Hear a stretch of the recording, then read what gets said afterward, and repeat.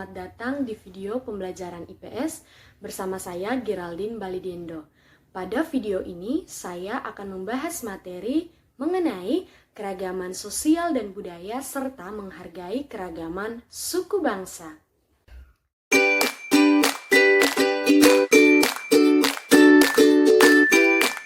Anak-anak, pada video ini kita akan mempelajari 3 materi. Yang pertama yaitu mengenai zaman praaksara, prasejarah, dan juga sejarah. Yang kedua yaitu keragaman suku bangsa di Indonesia. Dan yang ketiga yaitu menghargai keragaman suku bangsa yang ada di Indonesia. Anak-anak, Indonesia terdiri dari banyak suku bangsa. Ada yang tahu berapa jumlah suku bangsa di Indonesia? Indonesia terdiri dari 366 suku bangsa. Di antaranya yaitu yang pertama ada Pulau Sumatera. Nah, Pulau Sumatera terdapat 49 suku bangsa. Yang kedua ada Pulau Jawa. Pulau Jawa terdiri dari 7 suku bangsa. Yang ketiga ada Pulau Kalimantan. Nah, Pulau Kalimantan itu terdapat 73 suku bangsa. Yang keempat ada Pulau Sulawesi. Nah, di Pulau Sulawesi itu terdapat 17 suku bangsa. Yang kelima adalah Nusa Tenggara. Nah, di Nusa Tenggara itu terdapat 30 suku bangsa.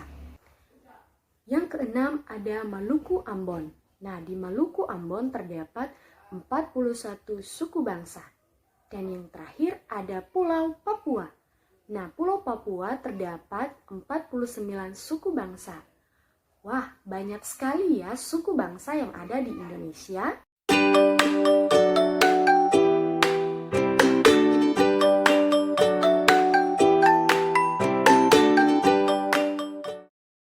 Anak-anak, untuk mempelajari kehidupan manusia pada waktu zaman praaksara, para ahli arkeologi melakukannya dengan menggunakan peralatan dan juga fosil. Sejumlah bangsa telah memulai masa sejarah sejak kira-kira 4000 sebelum Masehi. Misalnya bangsa Sumeria dan Mesir.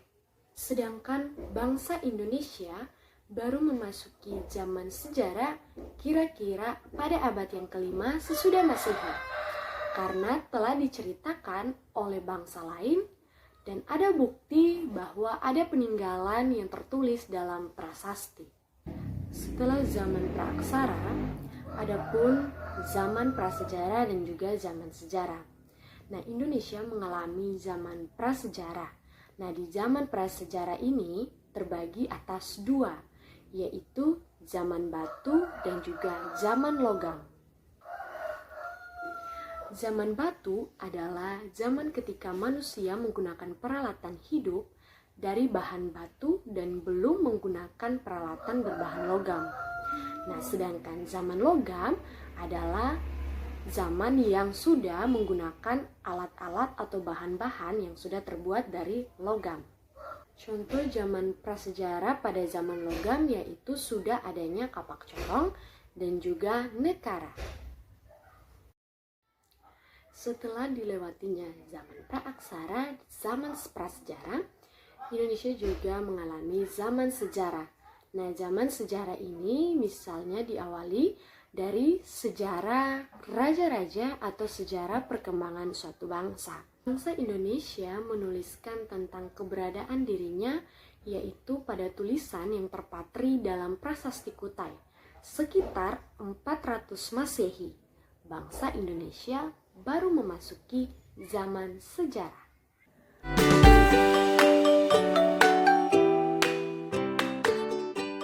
Suku bangsa adalah suatu golongan manusia yang terikat oleh kesadaran dan identitas akan kesatuan kebudayaan. Nah, kesatuan kebudayaan menamakan dirinya sebagai suatu bangsa. Contoh suku bangsa yaitu suku bangsa Sunda, suku bangsa Padang, suku bangsa Makassar, dan lain sebagainya. Nah, di Indonesia terdapat banyak sekali suku bangsa. Selain memiliki keragaman suku bangsa, Indonesia juga memiliki 3 wujud kebudayaan. Yang pertama adalah kebudayaan dalam wujud ideal, yang artinya tidak dapat disentuh maupun diraba karena terletak dalam pikiran manusia. Contohnya seperti nilai-nilai, norma-norma, peraturan, dan juga kepercayaan. Wujud yang kedua adalah wujud kebudayaan sebagai aktivitas, yang artinya adalah tindakan yang sifatnya konkret karena dapat dilihat dan juga diamati. Contohnya seperti upacara adat, tari tradisional, dan juga kebiasaan masyarakat. Wujud kebudayaan yang ketiga adalah kebudayaan sebagai artefak atau karya yang sifatnya paling konkret di antara ketiga wujud kebudayaan. Nah, contoh dari kebudayaan sebagai artefak yaitu seperti prasasti, naskah kuno, candi, patung, dan juga alat musik daerah. Nah, anak-anak, kita sudah mengetahui ya bahwa bangsa Indonesia memiliki banyak sekali keragaman suku, bangsa, dan juga kebudayaan. Nah, untuk itu bagaimana cara kita menghargainya? Keragaman suku, bangsa, dan budaya. Nah, anak-anak, kita sebagai bangsa Indonesia yang memiliki banyak sekali keragaman, kita harus saling menghargai perbedaan. Nah, cara kita menghargai perbedaan yaitu kita harus saling membangun sikap saling percaya, kemudian kita memelihara rasa saling pengertian, dan juga menjunjung tinggi sikap saling menghargai. Dengan begitu, kita akan tetap bersatu dan tidak mudah dipecahkan oleh bangsa lain. Nah, anak-anak, demikianlah pembelajaran kita pada materi hari ini. Sampai jumpa di materi berikutnya.